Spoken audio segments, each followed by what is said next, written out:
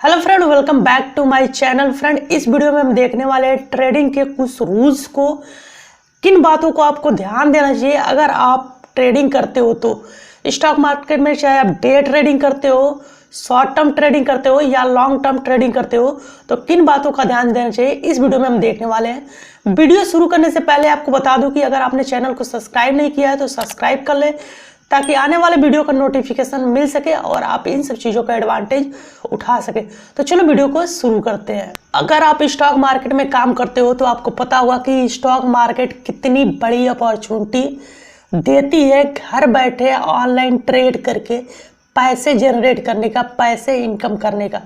पहले क्या होता था कि अगर हम कोई भी स्टॉक को बाई करना चाहते थे, सेल करना चाहते थे, तो आपको कुछ ही ब्रोकर्स जो थे ये बाइंग एंड सेलिंग प्रोवाइड कराते थे। एंड पहले क्या होता था कि हम कॉल पे बोलते थे कि भाई ये शेयर मुझे इतना क्वांटिटी में बाई कर दो, तो उनके पास पहले से पैसे जमे होते थे तो वो बाई करते थे एंड जब हम कहते थे तो सेल करते थे। यानी कि हमारे हाथ में कुछ नहीं था, हम उसको देखते भी नहीं थे कि हमारा बाइंग हुआ है या सेलिंग हुई है। बस एक फ़ोन कॉल करो, हमारी बाइंग और सेलिंग हो जाती थी। अब क्या हो रहा है, ऑनलाइन मार्केट हो गई है। ऑनलाइन में हम खुद एनालाइज करते हैं, खुद ट्रेड लेते हैं, खुद बाइंग करते हैं, खुद सेलिंग करते हैं एंड हमारे जो बैंक अकाउंट से जो पैसे लिंक होते हैं ऑटोमेटिक हम ट्रांसफ़र कर सकते हैं अपने ट्रेडिंग अकाउंट में एंड बैंक अकाउंट में। तो ये काफ़ी ज़्यादा सिंपल हो गया है। बट इसमें प्रॉब्लम क्या है कि अगर ऑनलाइन है तो इसमें फ्रॉड भी ज़्यादा है, तो इन सब चीज़ों से भी बचना आपको बहुत ज़रूरी है। तो आज इस वीडियो में हम कुछ ट्रेडिंग के रूल्स बताने वाले हैं। जैसे कि पता है कि जो स्टॉक मार्केट है ये सारे ऑनलाइन काम करते हैं। ट्रेडिंग आप डायरेक्ट बाई एंड सेल कर सकते हो एक्सचेंज से, बाई ब्रोकर्स के थ्रू। तो आपको सबसे पहले स्टॉक मार्केट में अगर काम करते हो तो ब्रोकर्स को चुनना बहुत ज़रूरी है। आप कौन से ब्रोकर्स को चूज करते हो जो आपको धोखा नहीं देता है। कभी कभी ऐसा होता है बहुत ब्रोकर्स में कि जब आप पोजीशन लगाने जाते हो तो वो रुक जाता है, कभी लेवरेज नहीं देता है, मार्जिन नहीं कटती है, बहुत सारे प्रॉब्लम्स आते रहते हैं। कोई ब्रोकर्स तो ऐसे होते हैं कि आपका अकाउंट ओपन हो गया और आप अकाउंट में पैसे इन्वेस्ट भी कर दिए, उसके बाद उनके अकाउंट में प्रॉब्लम आने लगती है। तो सबसे बड़ी चीज़ होती है कि स्टार्टिंग में आप जब ब्रोकरेज ओपन करा रहे हो, ब्रोकर के साथ अपने अकाउंट को ओपन करा रहे हो, तो आप उनको अच्छे से एनालिसिस करो कि इनके जो मार्केट है वो कितने में है, इनके यूजर्स कितना है, इनके जो फीडबैक है वो क्या है। जैसे मैं यूज करता हूँ जेरोदा, तो जेरोदा काफ़ी अच्छा है। अगर आप चाहो तो वीडियो के डिस्क्रिप्शन में लिंक दे दूँगा, आप लिंक के थ्रू ओपन करा लेना। ऑनलाइन 10 से 15 मिनट लगेंगे, आप करा सकते हो। एंड अब भी और भी बहुत सारे हैं, जैसे 5 पैसा है, फायर्स है, एंगल ब्रोकर्स है, तो आप उनके साथ भी जा सकते हो। ये आपके ऊपर डिपेंड करता है, बट मैंने जो यूज करता हूँ आपको बता दिया। अगर आपको मार्केट में लंबे समय के लिए रहना है, लंबे समय के लिए टिके रहना है, लंबे समय पैसे जनरेट करने हैं, ठीक है, तो आप रूमर्स से बचो। जो ये कहते हैं कि रातों रात हम आपके पैसे डबल कर देंगे, आप मेरे कंपनी के साथ जुड़ो और इतना पैसा लगाओ, हम आपको 30% का मंथली इनकम देंगे, तो इनसे बचो, ठीक है। जो भी आप इन्वेस्ट करते हो, जो चाहे आप लॉन्ग टर्म में करो, शॉर्ट टर्म में करो, चाहे इंट्राडे में, वो अपना खुद का रिसर्च करो। बहुत सारे ऑनलाइन प्लेटफॉर्म आ गए हैं, जैसे मनी कंट्रोल्स है, यहाँ पे आप जा सकते हो, आपको सारे डेटा मिल जाएंगे। NSE इंडिया है, इस पे तो पूरी डेटा की लिस्ट ही पड़ी हुई है। आप जाकर वहाँ से एनालाइज करो कि कौन सा स्टॉक कितना परफॉर्म किया है, पिछले दिन कितना परफॉर्म किया है, 1 साल पहले। एंड जिस कंपनी के बारे में आप जानना चाहते हो उसकी फंडामेंटल एनालिसिस करो, तो आपको इनके बारे में बहुत अच्छे नॉलेज मिल जाएंगे एंड आप खुद कैपेबल हो जाओगे अपनी ट्रेड को एग्जीक्यूट करने के लिए। आप अपने पोजीशन को लगाने के लिए, स्क्वायर अप करने के लिए रेडी हो जाओगे। अगर आप रूमर्स के बहकावे में आ गए, जैसे बहुत सारे टीवी पे आके बकते हैं कि ये यहाँ से कॉल करो, यहाँ से पुट सेल करो, ऐसे ऐसे बहुत सारी चीज़ होती है, ये बाय करो इतने लेवल पे, तो इनके चक्कर में मत पड़ो। बहुत सारे आपको टेलीग्राम चैनल वाले मिल जाएंगे, तो एंड ऑफ द डे आपको देखा जाए तो वहाँ पे लॉस ही होता है। 1-2 बार प्रॉफिट हो गया ठीक है, बट लॉस की चांसेस बहुत ज़्यादा होते हैं। तो इससे अच्छा अगर आप खुद का ट्रेड लेते हो, खुद का डिसीजन लेते हो, तो ये आप में एक कॉन्फिडेंस जगेगा और मार्केट में आप लंबे समय तक रहोगे। और जितने लंबे समय तक मार्केट में रहोगे, मार्केट उतना ही पैसे आपको देगा। सबसे बड़ी बात होती है मार्केट में, अगर आप खुद का डिसीजन ले रहे हो तो उसमें एक इम्पोर्टेंट चीज़ें होती है जो स्टॉक को पिक करना।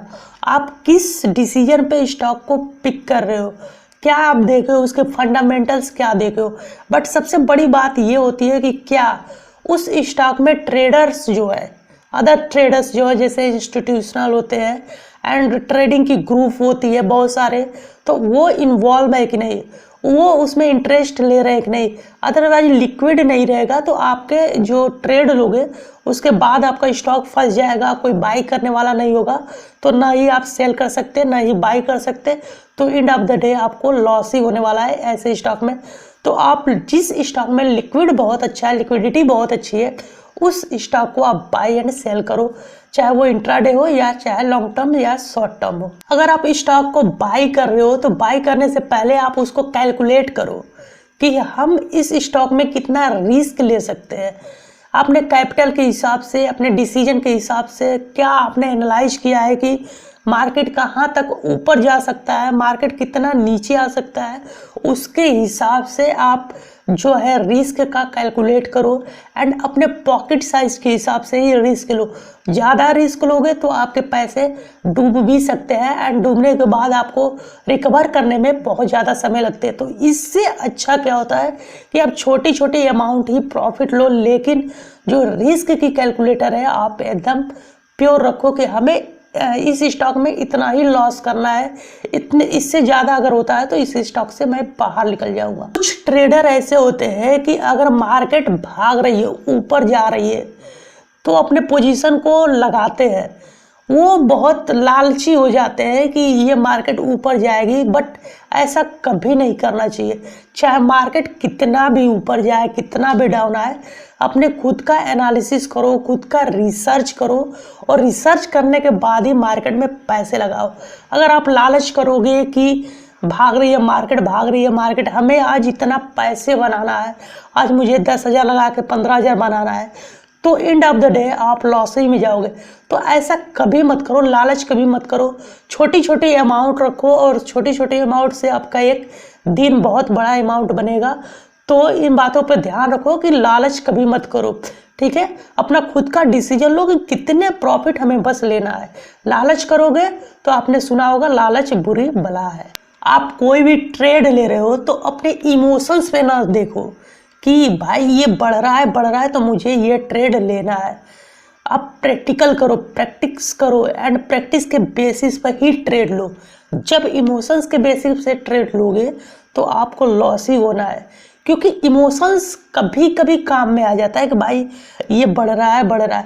अगर आप इमोशंस जाकर वहाँ पे दिखा रहे हो जहाँ डिमांड एंड सप्लाई है, जहाँ पे बायर सेलर की फाइटिंग हो रही है, आप सोच रहे हो कि अभी ये सपोर्ट तोड़ेगा, आप उस पर डटे हुए हो और बाद में क्या होता है कि मार्केट रिवर्स कर जाती है।